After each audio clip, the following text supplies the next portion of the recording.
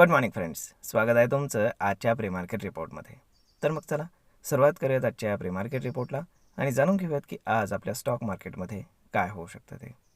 त्याआधी तुम्ही जर चॅनलवरती नवीन असाल तर चॅनलला सबस्क्राईब करायला बिलकुल विसरू नका आणि डिस्क्रिप्शनमध्ये लिंक आहे त्यावरती क्लिक करून आपले डीमॅट अकाउंट देखील ओपन करायला विसरू नका.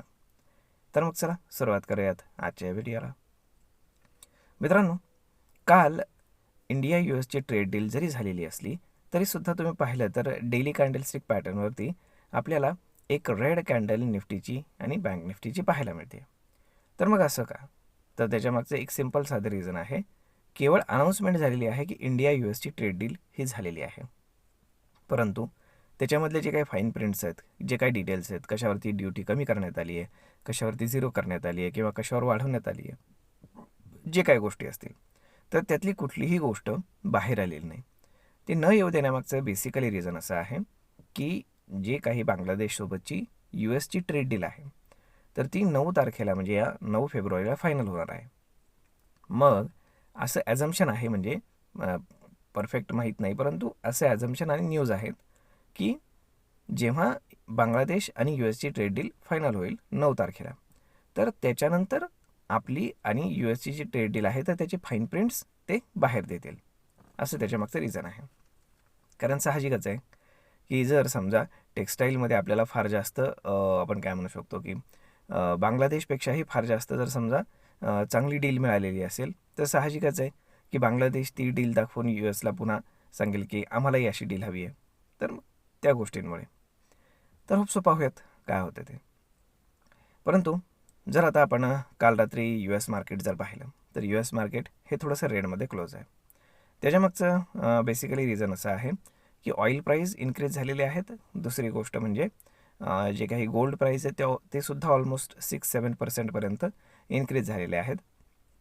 आणि जे काही डेटा आलेला आहे यूएसमध्ये तर त्यावरनं असं दिसतं आहे की जे आपण काय म्हणतो की त्यांचे जे काही अपकमिंग रेट कट्स आहेत तर त्याला थोडासा डिले होऊ शकतो आणि यामुळे तिथे यूएस मार्केट थोडंसं डाऊन झाले.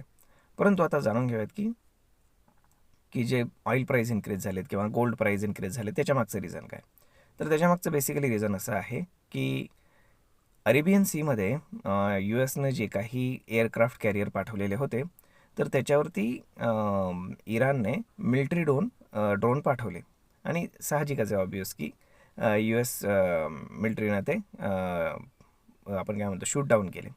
परंतु याला आपण जिओपॉलिटिकल एक्सेलेशन म्हणू शकतो की कोणीतरी युद्धाची सुरुवात करू पाहते. ही गोष्ट चांगली नाही आणि त्यामुळे आपल्याला ऑइल प्राईस त्यानंतर जे काही गोल्ड आहे आणि जी सिल्वर आहे याच्यामध्ये एक इन्क्रीज पाहायला मिळाला आणि यूएस मार्केटला त्याच्यामुळे थोडंसं रेडमध्ये क्लोज व्हावं लागलं. आता जर आपण युरोपियन आणि एशियन मार्केट जर आज पाहिले तर mostly flat with negative bias असेच आहेत, कारण मिडल ईस्टमध्ये जे टेन्शन वाढतं आहे त्याच्यामुळे. जर आपण आपल्या मार्केटकडे पाहिलं तर गिफ्ट निफ्टी इंडिकेट करतं की मार्केट एक 30 ते 40 point hardly gap down open होईल, ज्याला आपण ऑलमोस्ट फ्लॅट म्हणू शकतो. त्यानंतर मार्केट ओपन झाल्यानंतर काय होईल ते पाहणं खूप जास्त गरजेचं आहे, कारण आता एक फार मोठी रेंज तयार झाली आहे आणि साहजिकच एक इनसाईड कॅन्डल आपल्याला त्याच्यामध्ये नक्कीच पाहायला मिळेल. आता जर आपण सपोर्ट आणि रेजिस्टन्स पाहिला तर सपोर्ट येतो ओपन इंटरेस्टच्या हिशोबाने 25,500 आणि जर रेजिस्टन्स पाहिला तर रेजिस्टन्स येतो साधारण पहिला रेजिस्टन्स 26,000 आणि त्यानंतर 26,500. या ठिकाणी आपल्याला खूप जास्त कॉल रायटिंग हे पाहायला मिळतं. तर मग अशा पद्धतीनं या झाल्या निगेटिव्ह न्यूज, जसं की जिओपॉलिटिकल एक्सलेशन असेल किंवा बाकीच्या गोष्टी असेल, ऑइल प्राईस वगैरे वगैरे.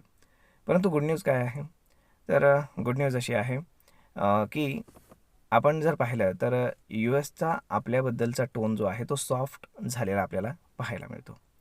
त्यानंतर FISनं चक्क काल बाईंग केलेलं आहे, तेही खूप जास्त ऑलमोस्ट 5,000 कोटींचं आणि त्याच्या अगेन्स्ट डोमेस्टिक इन्स्टिट्यूशन्सनं 1,000 कोटींच्या आसपास बाईंग केलेलं पाहायला मिळतं. म्हणजेच काय की आता इथनं पुढं पाहावं लागेल की ट्रेड डील झाल्यानंतर FISचा मूड बदलतो का, या गोष्टी आता पाहणं खूप जास्त गरजेचं आहे.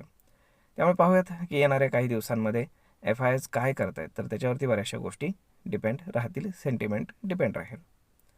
तर मग अशा पद्धतीनं काही बॅड न्यूज आहेत, काही गुड न्यूज आहेत, परंतु आपले मार्केट मोस्ट लाईकली कन्सॉलिडेट करेल विथ अ हायर बायस. आणि त्यानंतर जेव्हा आपले जे काही इंडिया US ट्रेड डीलचे जे काही फाईन प्रिंट्स आहेत ते जेव्हा बाहेर येतील, त्यामध्ये मग ज्या ज्या सेक्टरला फायदा झालेला असेल, ज्या ज्या सेक्टरमध्ये अजून काही होण्यासारखं असेल, तर त्याच्यामध्ये मग आपल्याला एक बाईंग नक्कीच पाहायला मिळेल. तर आप सो सगळं काही व्यवस्थित व्हावं हीच अपेक्षा. परंतु जे काही जिओपॉलिटिकल टेन्शन आहे ते फक्त एक्स्कलेट होऊ नये एवढीच इच्छा आहे.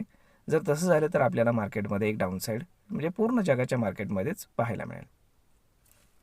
तर मग मित्रांनो, हा व्हिडिओ, ही माहिती तुम्हाला कशी वाटली हे तुम्ही आम्हाला कमेंट करून नक्कीच सांगा. आणि जर आवडली असेल तर आपल्या जवळच्या मित्रमंडळींसोबत देखील हा व्हिडिओ तुम्ही शेअर करायला विसरू नका. धन्यवाद.